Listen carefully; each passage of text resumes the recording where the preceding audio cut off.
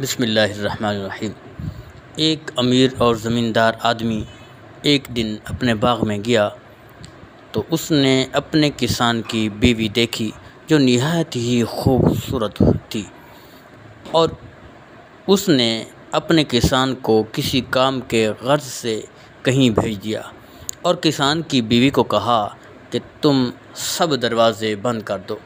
کسان کی بیوی اس کا برا ارادہ جان گئی اور کسان کی بیوی سب دروازے بند کرتے ہوئے کہنے لگی کہ اے ہمارے زمیندار، میں سب دروازے بند کرنے کی طاقت رکھتی ہوں، لیکن ایک دروازہ ایسا ہے جسے میں بند کرنے کی طاقت نہیں رکھتی۔ وہ دروازہ ہمارے اور ہمارے رب کے درمیان ہے، جس کو بند کرنے کی میں ہمت نہیں رکھتی۔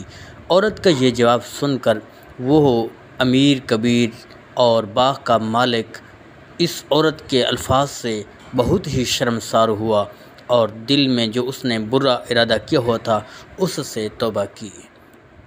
یہ ہے عورت